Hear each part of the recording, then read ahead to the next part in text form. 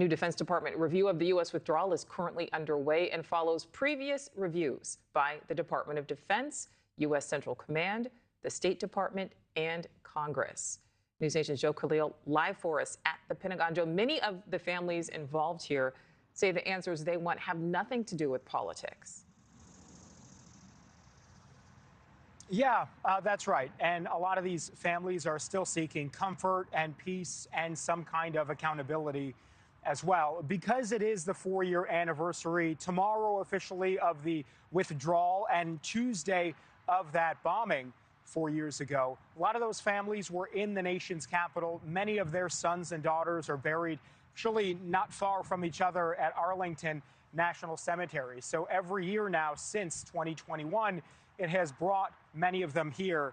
And we got a chance to speak with a couple of them, some on camera, some off camera. You mentioned that on Monday they were invited to the White House for that signing ceremony where there was a proclamation President Trump put forward and signed that honored the sacrifices, not just of the deceased Marines and service members, but also the sacrifices of those families, too. I know a lot of those families really appreciated that moment. So, again, we've been speaking throughout the last 4 years to these families. They've made several trips to Capitol Hill for hearings, for memorials, for ceremonies, and we've got a chance to sort of get to know them, many of them. Who we're going to highlight today are Kelly Barnett and Darin Hoover. These are the parents of Staff Sergeant Taylor Hoover, who was one of the 13 that was killed in Kabul outside of the Hamid Karzai Airport on that fateful day back in 2021.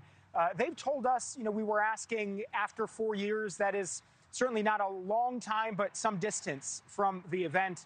And as they've gone through these last couple of years, whether, it's gotten any easier to accept the reality, this is what we heard from both of them, who still say it's obviously a struggle every day to go through life without their son. This year's been the worst.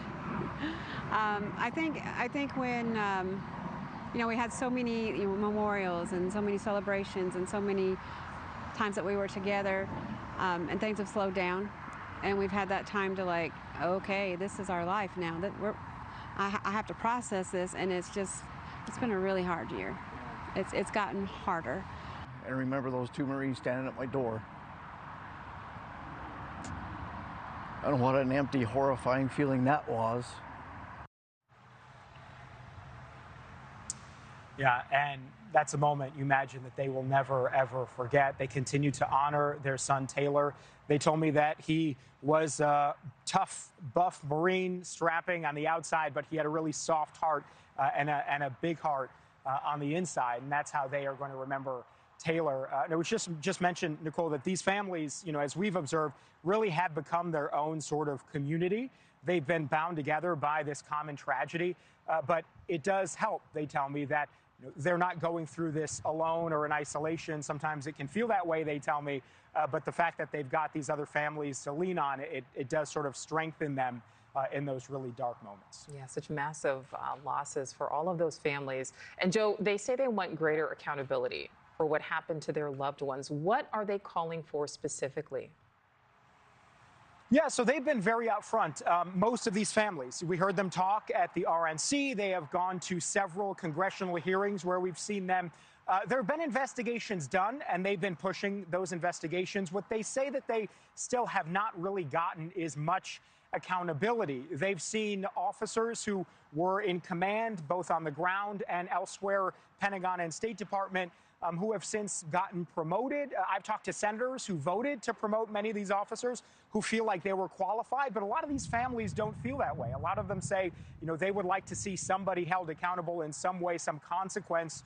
I'm not sure that is ever coming, and I don't think they're sure that will ever come. But that is sort of what they say that they're going to continue to push for and to look. They were pressing the Biden administration for that.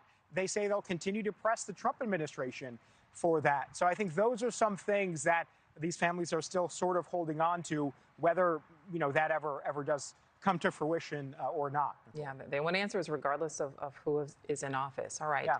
Joe Khalil at the Pentagon, thank you.